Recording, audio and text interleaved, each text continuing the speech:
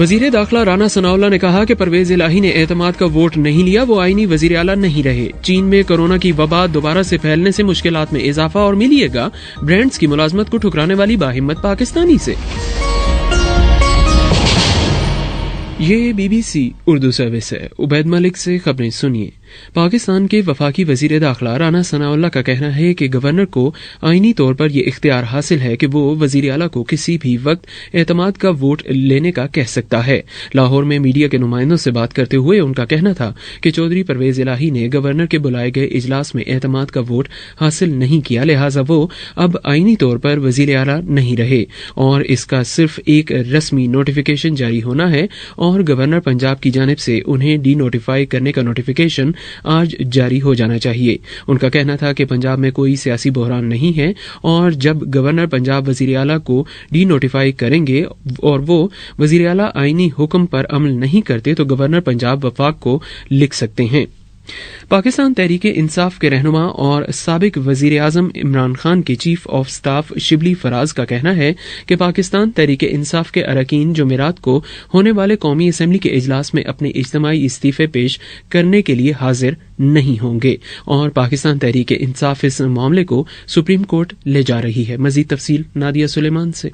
साबिक वजीर आजम इमरान खान के chief of staff Shibli Faraz ने इस बयान से पहले कौमी असम्बली के स्पीकर राजा परवेज अशरफ से पार्लियामेंट हाउस में मुलाकात की थी। ताहम इस मुलाकात के बाद उनका मौकिफ था कि उन्होंने कौमी असम्बली के स्पीकर से जाती हैसियत में मुलाकात की। पाकिस्तान तहरीक इंसाफ के वकील फैसल चौधरी का कहना है कि वो इस मामले को सुप्रीम कोर्ट में लेकर जा रहे हैं, लेकिन चूंकि सुप्रीम कोर्ट में इस वक्त दिसंबर की तातीलात हैं, इसलिए कोई बेंच भी दस्तयाब नहीं। BBC से बात करते हुए उन्होंने कहा कि ये मामला पहले ही चीफ जस्टिस की सरबराही में 3 रुकनी बेंच के सामने है और बेंच के दीगर अराकीन में जस्टिस आयशा मलिक और जस्टिस अतहर मिनल्ला शामिल हैं। इस्लामाबाद हाई कोर्ट ने बल्दियाती इंतखाबात के हवाले से यूनियन काउंसिल्स में इजाफे तक मुअख्खर करने, वोटर्स के गलत हलकों में इंदराज और इलेक्शन मुलतवी करने पर तौहीन अदालत की दरख्वास्तों को यकजा कर दिया गया।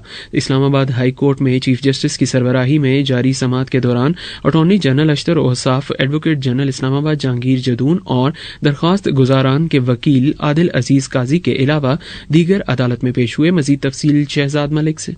PTI के रहनुमा अली नवाज अवान की जानिब से दायर तौहीन अदालत की दरखास्त में दरखास्त गुजार के वकील ने कहा कि 5 महीने पहले विफाकी हुकूमत ने यूनियन काउंसिल की तादाद में इजाफा किया। बल्दियाती इंतखाबात से 12 दिन कबल एक बार फिर विफाकी हुकूमत ने यूनियन काउंसिल की तादाद को बढ़ा दिया। इस पर अटॉर्नी जनरल अशतर औसाफ रोशनन पर आए और कहा कि दरखास्त गुजार की जानिब से यूनियन काउंसिल की तादाद बढ़ाए जाने के नोटिफिकेशन को चैलेंज नहीं किया गया। अदालत ने DG इलेक्शन कमीशन से इस्तफसार किया कि यूनियन काउंसिल से मुतल्लिक कोई नया नोटिफिकेशन आया है, जिस पर DG इलेक्शन कमीशन ने बताया कि जी नोटिफिकेशन तो आया है, लेकिन हमने इस पर ऑर्डर भी कर दिया है। चीफ जस्टिस ने इस्तफसार किया कि आपने क्या ऑर्डर जारी किया है, जिस पर DG इलेक्शन कमीशन ने कहा कि हमने ऑर्डर किया है कि इस्लामाबाद के बल्दियाती इंतखाबात वक्त पर ही होंगे।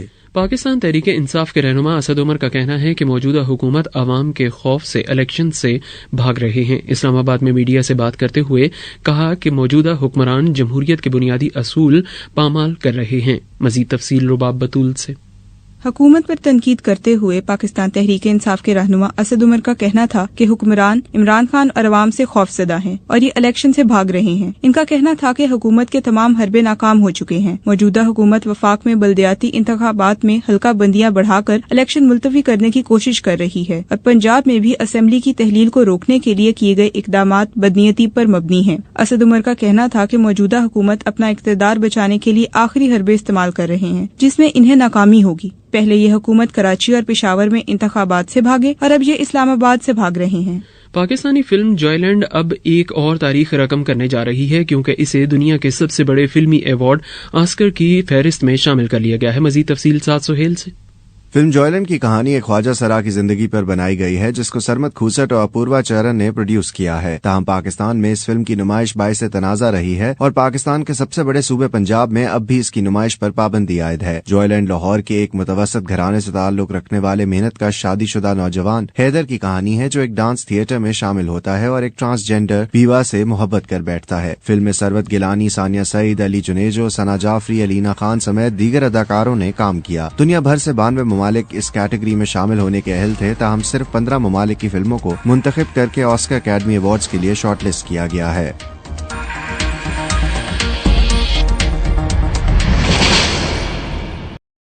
السلام علیکم سامعین، اس نیوز بلیٹن کو سننے کے لیے شکریہ۔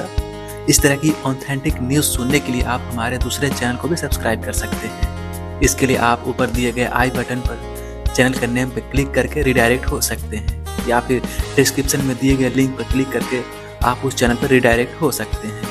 آپ اس چینل کو بھی سبسکرائب کیجیے اور آتھینٹک نیوز سنیے۔ شکریہ۔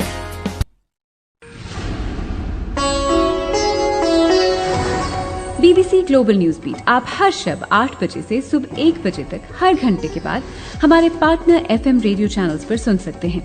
2.5 منٹ پر مبنی گلوبل نیوز بیٹ میں انٹرٹینمنٹ، سائنس، ٹیکنالوجی اور سپورٹس کے علاوہ ملکی اور بین الاقوامی خبریں شامل ہیں۔ گلوبل نیوز بیٹ بالخصوص نوجوانوں کے لیے ترتیب دیا گیا ہے۔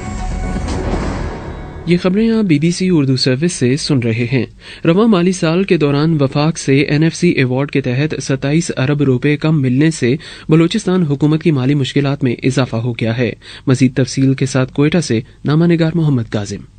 ایک سرکاری اعلامیہ کے مطابق کوئٹہ میں چیئرمین سینٹ صادق سنجرانی اور سینیٹر مولانا عبدالغفور حیدری کو بلوچستان کے مالی بحران کے حوالے سے بریفنگ دی گئی۔ وزیر خزانہ انجینئر زمرد خان نے ان کو آگاہ کیا کہ NFC ایوارڈ کے تحت رواں مالی سال کے دوران اب تک وفاق سے بلوچستان کو 27 ارب روپے کم ملے، جبکہ گزشتہ سال 11 ارب روپے کم ملے تھے۔ وزیر خزانہ نے کہا کہ اگر یہی صورتحال برقرار رہی تو بلوچستان حکومت کے پاس تنخواہوں کے لیے بھی فنڈز نہیں ہوں گے۔ اعلامیہ کے مطابق وزیر اعلیٰ اراکین اسمبلی کے امراء مالی بحران پر بات چیت کے لیے وزیر اعظم سے ملاقات کے لیے اسلام آباد جائیں گے۔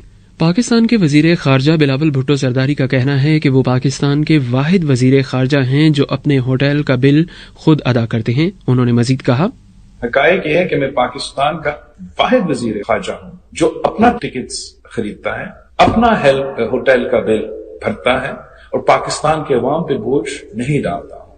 اگر میں ڈالتا بھی تھا میرا حق، میں وزیر خارجہ ہوں، میں وزیر داخلہ نہیں ہوں، اور میرا جو یہ ٹرپس رہے ہیں اس کا فائدہ مجھے تو نہیں ہوا ہے، اس کا فائدہ پاکستان کے عوام کا ہوا ہے۔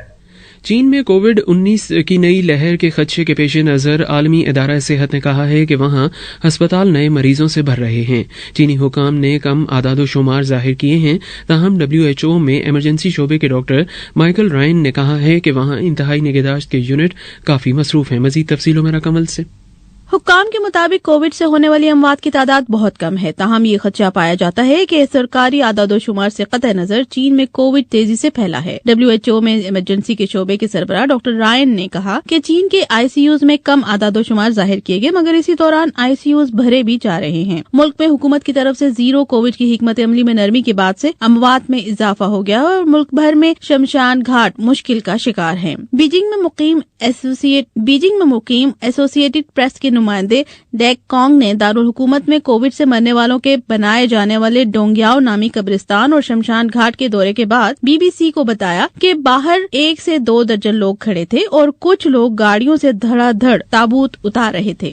بلوچستان ہائی کورٹ نے تحریک انصاف کے رہنما شہباز گل پر پاکستانی فوج کے شعبہ سابق سربراہ جنرل قمر جاوید باجوہ کے خلاف ریمارکس کے حوالے سے قائم مقدمے کو ختم کرنے کا حکم دیا ہے۔ مزید تفصیل اسرار الحق سے۔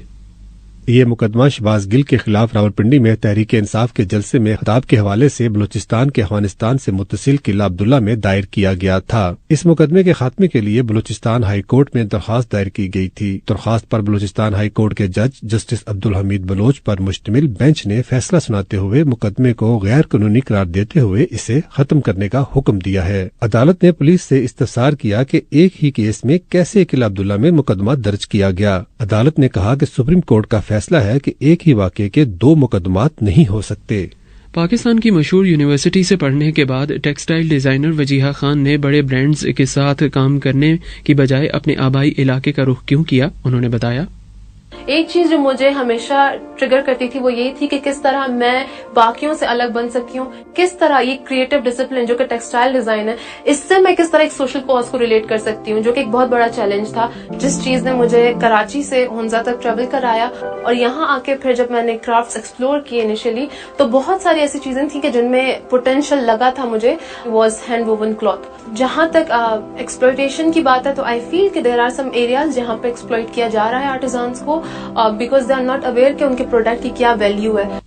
اور اب پاکستان میں موسم کی صورتحال۔ محکمہ موسمیات کے مطابق آج ملک کے بیشتر علاقوں میں موسم سرد اور خشک، جبکہ شمالی علاقوں اور شمالی بلوچستان میں شدید سرد رہنے کا امکان ہے۔ ساتھ ہی پنجاب، خیبر پختونخوا کے میدانی علاقوں اور بالائی سندھ میں شدید دھند پڑنے کا سلسلہ جاری رہے گا۔ مزید خبروں کی تفصیل جاننے کے لیے آئیے BBC Urdu.com پر۔ یہ خبریں آپ BBC اردو سروس سے سن رہے تھے۔